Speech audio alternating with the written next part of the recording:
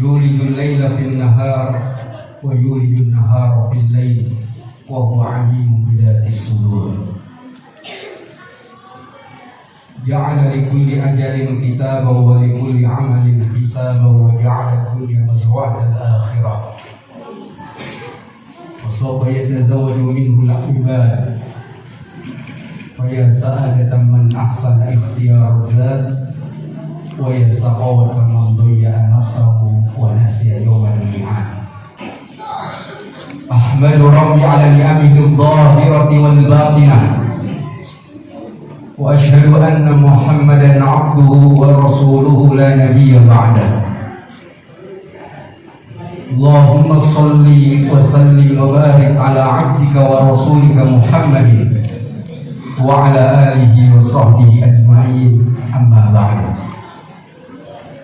يا عباد الله، أوصيكم وإياي بتقوى الله فقد فاز المتقون. قال الله عز وجل في القرآن الكريم: أعوذ بالله من الشيطان الرجيم، يا أيها الذين آمنوا اتقوا الله حق تقاته ولا تموتن إلا وأنتم مسلمون. وقال بآية أخرى: يا أيها الذين آمنوا اتقوا الله وقولوا قولا سديدا يصلح لكم أعمالكم ويغفر لكم ذنوبكم ومن يطع الله ورسوله فقد فاز فوزا عظيما. Jamaah Jumat rahimakumullah, tak henti-hentinya kami wasiatkan agar senantiasa kita bertakwa kepada Allah dengan penuh kesungguhan kapan dan dimanapun kita berada,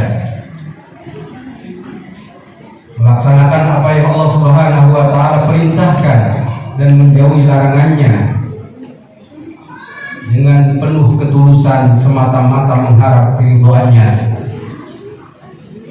dengan harapan mudah-mudahan Allah Subhanahu wa Ta'ala menjadikan kita termasuk di antara hamba-hambanya yang senantiasa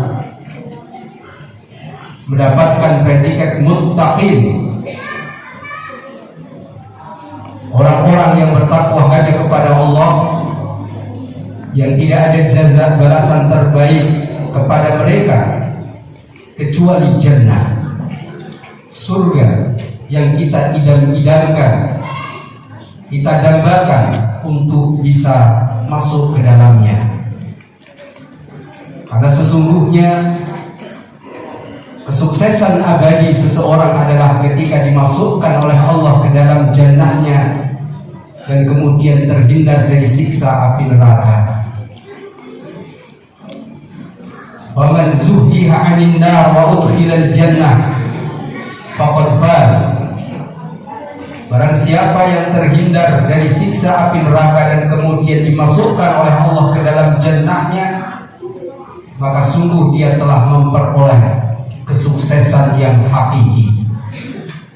Wa mal hayatud dunya illa mata'ul ghurur.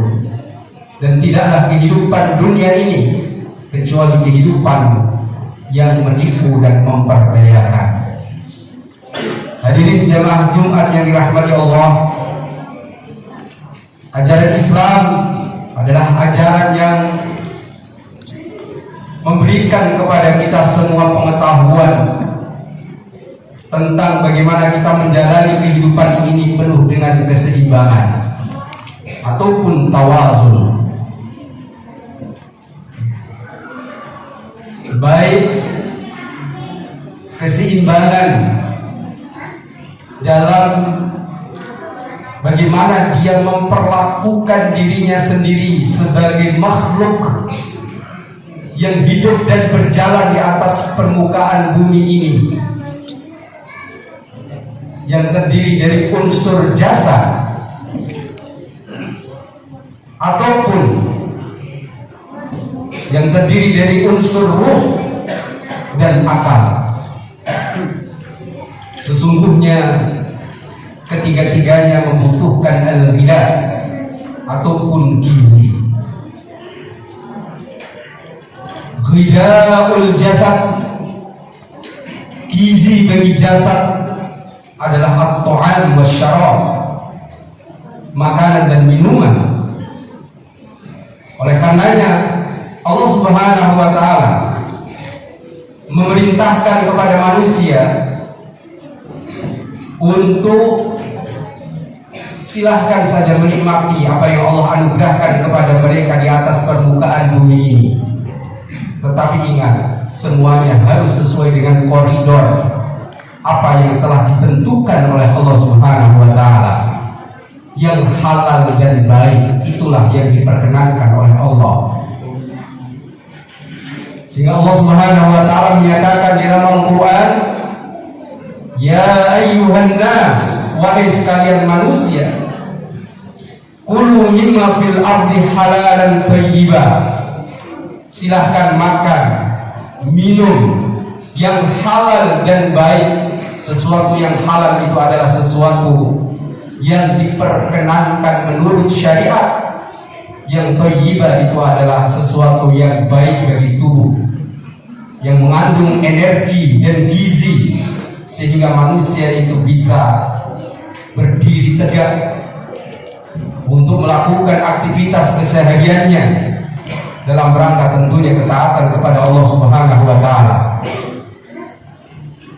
Allah mempersilahkan manusia untuk memakan apa yang Allah anugerahkan di atas permukaan bumi ini selagi yang halal dan thayyibah, halalan thayyibah. Dan kemudian Allah melarang bagi kita semua untuk mengikuti langkah-langkah syaitan. Wala tattabi'u khutuwatis syaitan innahu lakum aduwwum mubin. Janganlah kalian mengikuti langkah-langkah syaitan, karena sesungguhnya syaitan itu merupakan musuh yang nyata bagi kalian. Ketika Allah memerintahkan kepada manusia untuk makan yang halal dan thayyib, maka kemudian manusia menyimpang. Pada saat itulah dia sedang mengikuti langkah-langkah syaitan. Dan syaitan itu sesungguhnya adalah musuh yang nyata baginya. Hadirin jemaah yang dirahmati Allah Subhanahu wa taala, selain Allah memerintahkan kepada kita untuk makan makanan, meminum minuman yang dihalalkan, yang baik, tetapi ingat, kita makan dan minum silahkan saja yang halal dan yang baik, tetapi jangan pula kemudian kita keterlaluan. Jangan kemudian melebihi daripada kapasitas keperluan manusia itu sendiri, sehingga di dalamnya ada berlebih-lebihan. Dan Allah Subhanahu wa taala melarang sesuatu yang berlebih-lebihan. Wa kulu washrabu wa la tusrifu innahu la yuhibbul musrifin. Dan silahkan saja makan, minum, tetapi janganlah berlebih-lebihan, karena sesungguhnya Allah tidak menyukai orang-orang yang berlebih-lebihan. Hadirin jamaah yang dirahmati Allah Subhanahu wa taala, maka pantaslah Rasulullah sallallahu alaihi wasallam sebagai selain Nabiullah, dia juga sebagai tabibul ummah ataupun dokternya umat, yang kurang lebih 15 abad silam telah mengetahui ilmu kedokteran, bagaimana seharusnya manusia memposisikan dirinya untuk mengkonsumsi sesuatu yang dihalalkan oleh Allah, sesuatu yang baik bagi tubuhnya, dengan porsi yang secukupnya. Sepertiga untuk makanannya, sepertiga untuk minumannya, dan sepertiga untuk udaranya. Hadirin jamaah yang dirahmati Allah Subhanahu wa taala, demikian sikap tawazun yang diajarkan di dalam Islam terkait dengan jasad, dan dalam segala hal, termasuk dalam urusan ibadah. Rasulullah SAW juga mengajarkan kepada kita agar supaya kita senantiasa menjaga keseimbangan.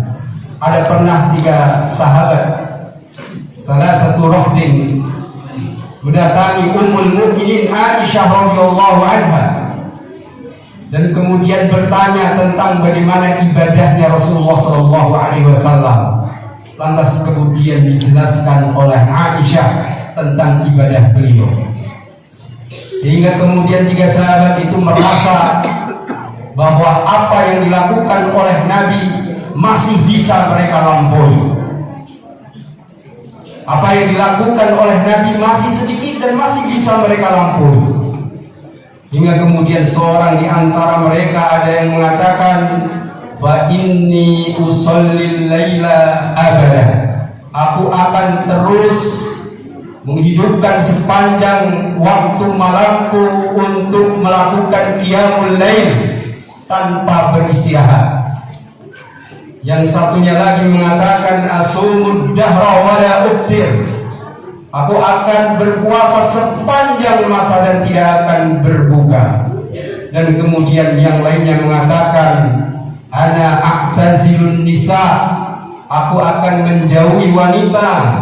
Wala atazawwaj. Dan aku tidak akan pernah mau menikah abada, selamanya. Faja'a Rasulullah sallallahu alaihi wasallam. Maka kemudian Rasulullah sallallahu alaihi wasallam datang dan kemudian mengetahui perihal yang mereka diskusikan, sehingga Rasulullah sallallahu alaihi wasallam menyatakan, wallahi, demi Allah, ini la ahsyakum wa atqakum. Sungguh aku adalah orang yang paling bertakwa dan orang yang paling takut kepada Allah daripada kalian. Lakinni asumu wa uftir. Akan tetapi aku berpuasa, aku juga berbuka. Wa arqudu wa atazawwajun nisa wa usalli wa arqud. Aku di malam hari juga melakukan qiyamul lail, tetapi aku juga pergunakan di sebagian yang lainnya untuk beristirahat. Wa atazawwajun nisa, dan aku adalah orang yang juga menikahi wanita. Sehingga Rasulullah sallallahu alaihi wasallam menyatakan, "Faman raghiba an sunnati falaysa minni." Siapapun yang benci terhadap sunnahku, maka dia bukan termasuk dari golonganku. Hadirin jemaah Jumat yang dirahmati Allah, demikianlah hadis mulia yang telah dikisahkan bagaimana Rasulullah sallallahu alaihi wasallam adalah sosok yang sangat menjaga keseimbangan meskipun itu dalam urusan ibadah kepada Allah Subhanahu wa taala. Dan hadis yang tadi kita kemukakan adalah hadis sahih yang diriwayatkan oleh Imam Al-Bukhari. Jemaah Jumat yang dirahmati Allah, yang kedua, al-hidayatul aqli, gizi bagi akal. Gizi bagi akal adalah ilmu. Jika makanan dan minuman dapat menguatkan dan menyehatkan tubuh, maka ilmu dapat menguatkan dan menyehatkan akal. Sehingga manusia memiliki keyakinan dan keimanan yang akan meninggikan derajatnya. Sebagaimana firman Allah Subhanahu wa taala, yarfa'illahu alladhina amanu minkum walladhina utul ilma darajat. Allah akan mengangkat derajat orang-orang yang beriman dan orang-orang yang diberikan ilmu. Orang yang senantiasa gemar menuntut ilmu, beberapa derajat sesuai dengan kehendak Allah Subhanahu wa taala. Hadirin jamaah Jumat yang dirahmati Allah, Rasulullah sallallahu alaihi wasallam juga menginformasikan kepada kita bagaimana keutamaan orang-orang yang berilmu itu. Diibaratkan bahwa al-alim, seorang yang berilmu itu lebih utama daripada orang yang beribadah, seperti halnya keutamaan al-qamar fi lailatul badr. bulan ketika berada pada posisi purnamanya itu lebih utama daripada sairul kawakib ataupun bintang-bintang yang ada. Allah Subhanahu wa ta'ala akan memberikan kemudahan bagi orang yang senantiasa gemar menuntut ilmu. Man salaka tariqan yaltamisu fihi ilman sahhalallahu lahu bihi tariqan ilal jannah. Demikian pula halnya malaikat akan meletakkan sayapnya sebagai tanda ridha bagi penuntut ilmu. Mereka akan memintakan ampun, para penduduk langit dan bumi akan memintakan ampun bagi orang-orang yang senantiasa menuntut ilmu. Demikian pula halnya al-hitan ataupun ikan-ikan yang ada di lautan, mereka pun juga akan memintakan kepada Allah Subhanahu wa ta'ala ampunan bagi penuntut ilmu. Itulah sebagaimana yang disampaikan oleh Rasulullah SAW di dalam salah satu hadisnya yang diriwayatkan oleh Imam Abu Dawud. Hadirin jemaah Jumat yang dirahmati Allah. Kemudian yang terakhir adalah al-hidaur ruhi, gizi bagi ruh. Gizi bagi ruh adalah zikrullah, menyebut dan senantiasa mengingat Allah Subhanahu wa ta'ala.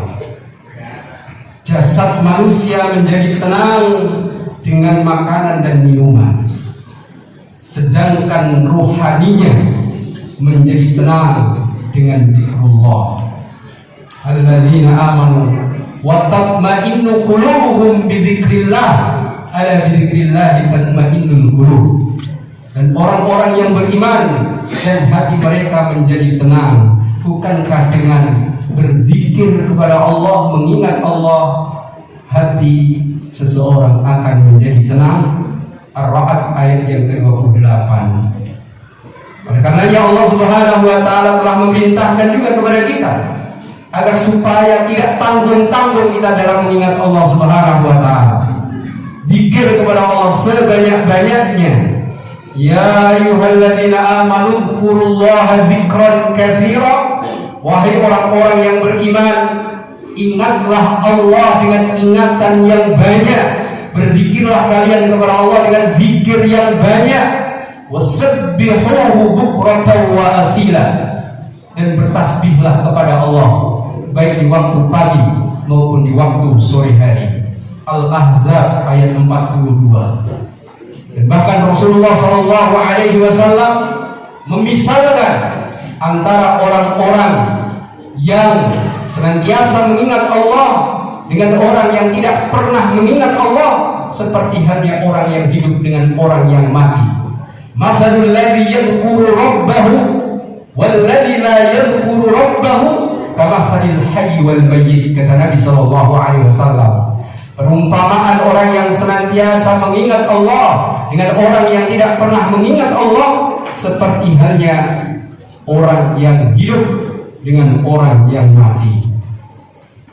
Mudah-mudahan jemaah yang dirahmati Allah, kita termasuk di antara hamba-hamba Allah yang senantiasa menjaga sikap tawazun ataupun seimbang dalam memenuhi kebutuhan jasad, akal, dan ruhani.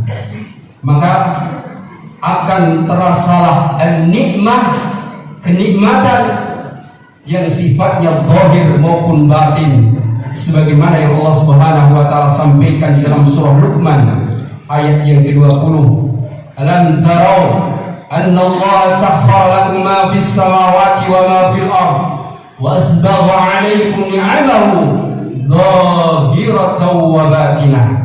Tidakkah kamu perhatikan, sesungguhnya Allah telah menundukkan untuk kepentinganmu apa yang ada di langit dan apa yang ada di bumi, dan menyempurnakan untukmu nikmatnya zahir maupun batin.